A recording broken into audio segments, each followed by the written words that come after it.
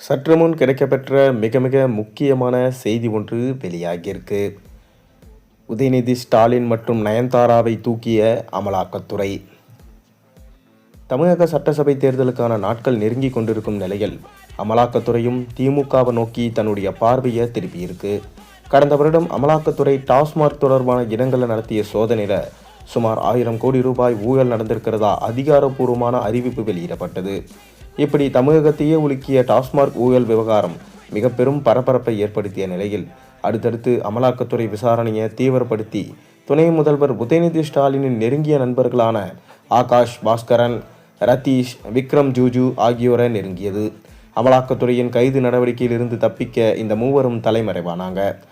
இதில் வெளிநாட்டு தப்பிச் சென்ற ரத்தீஷ் டாஸ்மாக் ஊழலில் சிக்கிய மிக முக்கிய புள்ளியா பார்க்கப்பட்டு யார் இந்த ரத்தீஷ் என்கின்ற விவாதம் அனல் பறந்தது.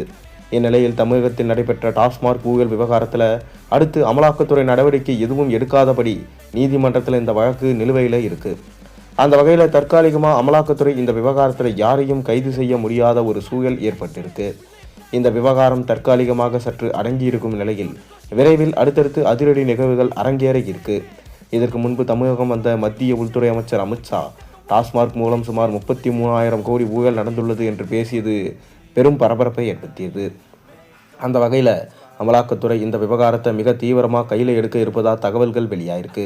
நீதிமன்றம் விதித்துள்ள தடைகளை அகற்றுவதற்கான வேலைகளில் இறங்கியிருக்க அமலாக்கத்துறைக்கு சாதகமான விரைவிலே நீதிமன்றம் தடை நீங்கும் என்றும், இதன் பின்பு ஏற்கனவே டாஸ்மாக் ஊழல் விவகாரத்தில் அமலாக்கத்துறை ரோடாரின் சிக்கியுள்ள துணை முதல்வர் உதயநிதி ஸ்டாலின் நெருங்கிய நண்பரான ஆகாஷ் பாஸ்கர், ரத்தீஷ், விக்ரம் ஜூஜு ஆகியோரிடம் விசாரணை நடத்த அமலாக்கத்துறை இவர்களை தட்டி தூக்க முடிவு செஞ்சிருக்கிறதா டெல்லி வட்டாரங்கள் தெரிவிக்கின்றாங்க.